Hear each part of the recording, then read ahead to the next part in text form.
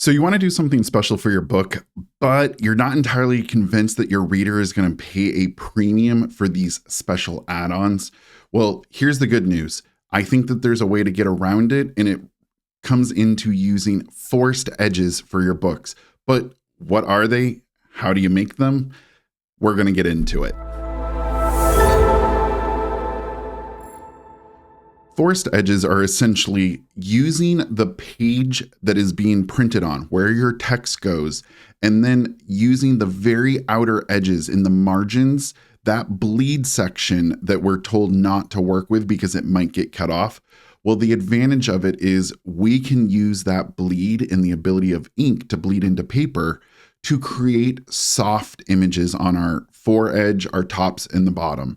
And this is a nice little trick because it doesn't cost extra. So you're able to use this to your advantage. Now, the problem historically has been to do this requires different websites, Python scripts, and just a lot of indie ingenuity. And let's be honest, you're never entirely sure if it's going to work. The nice thing is I developed a forced edge generator that takes a lot of the guesswork, takes all the guesswork out of it, and gives you a final product that you can upload into Vellum. Once you do this, you will need to do some trial and error. And so what I want to do really quick is just show you the potential. If we're looking at this particular book and we look at the foredge, you can see that the image has bled through to the outside. This is what forced edges do. You can see it on the top. However, if I show you the bottom, there is a problem.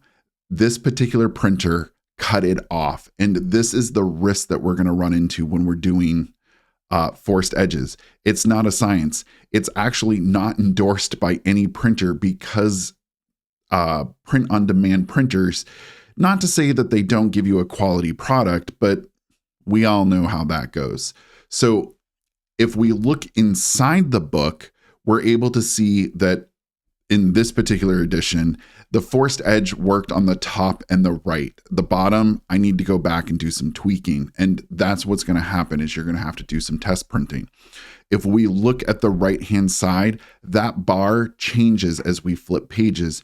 And that's ultimately what's making the image on the outside. The forced edge generator takes that guesswork and removes it. It gives you an easy upload. At the moment, it's only available for Vellum. Now, the beauty of this particular product that I made is I'm not in this to make bank on authors. I don't believe in subscription payments. So what I've done with the forced edge generator is I have made it a single payment in unlimited uses. As it gets updated, you will get the updates. You will have it as long as Cover Villain exists and longer. So it's not a per book model. You can do as many books with as many different spines as you want. So what we're going to do is we're going to get into it. We're going to look at it in action, and I'm going to do a walkthrough. All right, we're back at the forced edge generator, and what we're going to be doing is uploading our template. Now, for this particular book, it is 328 pages, and here we have some extra options, and this is just to help stylize your book. You can do a paperback or a hardback. And if you are doing the hardback and you're just trying to get an idea of what it's going to look like, you can change the interior board colors. This is available through Book Vault using paper ends. So end sheets, that's the technical term. So let's just change it into some weird color just so we can see it pop out. How about we do it in a more vibrant color? There we go. So now you're seeing what the end sheets would look like. And this just helps if you're trying to put a cohesive package together. It won't alter the final file, but just helps give you an idea. The other thing that we need to do is just simply upload the image. So what I'm going to do is click here and I'm going to go find that image that I just downloaded. And I'm going to upload it. And right now I have it set to 25 pixels deep, and we'll be changing that and we can see how it affects the look. But let's just say I want to add a colored border to something and see how it looks. Because right now my forced edges are only showing on the outer sides of the foredge.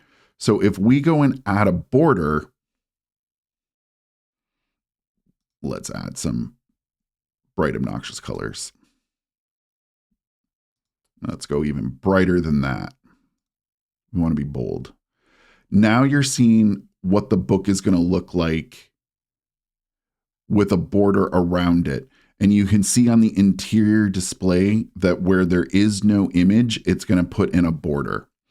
Now, we can change the depth of these slices. And this is something that you're going to have to experiment with. Every printer has a certain tolerance. Amazon has a tendency of not cutting very well. Ingram apparently is, I feel, the best of them. Book Vault does really well for foredge, but they not so great on the footer. So you're going to need to play with the printer of where the book is going to be sold. So expect to do a round of two of experiments. And it's not because of the forced edge generator. It's just we're using print on demand, and we have to admit that the printing is iffy on a good day. So the standard is 25 pixels, but let's go extreme. Let's go crazy and say 250 pixels. Now you can see how it's altered the edge, but left the border. And then if we want to, we can change the border to match.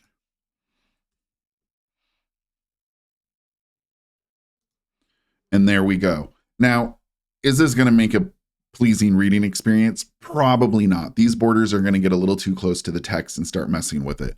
But it gives you the flexibility of how you want to do your edges. And I'm all about having that kind of flexibility.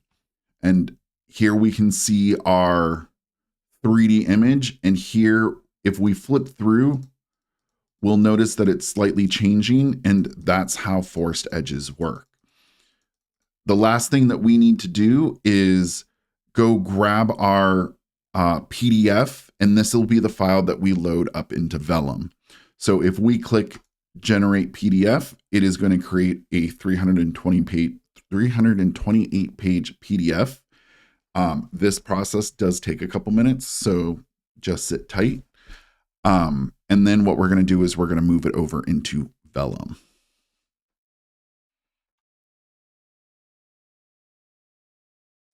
You can use the template that it downloads in any of your editing software.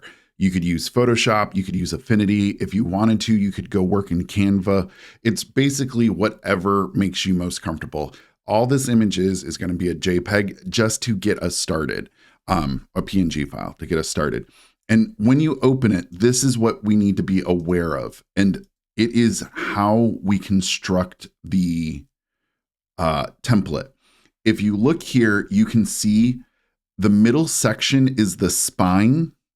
And then the top section is literally referred to as top and foot. Now, the reason it's important to know this is the lines that are built on here that go across horizontally, those are where the image will fold to be along the top, the foredge, and the foot. So just be aware, you can make now one nice continuous design with this template, or if you only want an edge in a particular section, you can now control that. So what we have right here is just the initial image, and I'm going to show you an example of what I have created for one of my books. And if we look, here's the template in the background, and I have lined up my edges. So I have the top and the bottom meeting those lines. And then what I do is I remove the background. So now I just have my design, and we see a transparency. Transparency isn't going to print. All we are going to be doing is the foredge on this particular design. So we shouldn't see anything on the top or the bottom. That's kind of what I want. Just a nice little flip through on the sides. So we're going to download this as a PNG file and preserve the transparency. So when I go File, Save As. It is going to pop up a bunch of options, and I'm going to make sure that I am saving it as a PNG.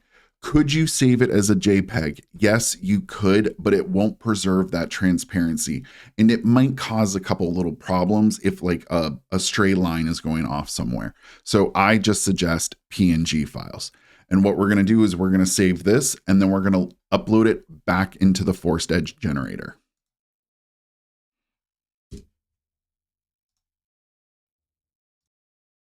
All right, so now I have my Vellum book open, and what I'm going to do is walk through the steps to apply the PDF. Now, ultimately, what's going to happen is the PDF is going to get merged onto the pages, but we need to make sure we have the right settings, or it could be something as janky as the design repeats every chapter. Ask me how I know this. So if we go up to this setting where we can do some style settings, we are going to open up our particular style, whichever one we're using, and we are going to go in here, and we are going to go to background and border. Now, I have already applied it in here so we can see what's going to happen, but I want to make it clear what the settings are. This is the spot where it took some trial and error to figure it out. And we have forced edges. It is going along the entire book, not just all chapters. If you would like, you can skip heading pages. I don't, because I want it to be consistent. But if you wanted to take it off this particular title page, you could remove it. It's going to span a single page. The generator is designed for single page. And then we want the image extent to be in the full bleed. Then what we're going to do is we're going to click and upload the image, and I've already done that. So now if we go over here and make sure we're on the print setting, if we flip through the pages, we're going to go left, right. You can see the edges are changing as the image changes. So this is our first visual cue that we have done things correctly. From here, what you're going to do is you are going to export the book like you would any other book for Vellum, and open up the PDF and double check that in 2-page spread, it looks correct. That's your final verification. And if anything feels weird along that, if you don't see it on this template, you don't see it on the forced edge generator images, or you don't see it on that final PDF, something along the way did not work. So start with the forced edge generator, make sure those images are showing a preview, then come here, upload it, double check that it's showing in the preview window. And please remember, it needs to be in print. I had a meltdown because it was still showing up on iPad for me. And then when you export, you're going to want to open your print edition and make sure that the edges are there. Once you have that, you're ready to send it for your first test print. Good luck.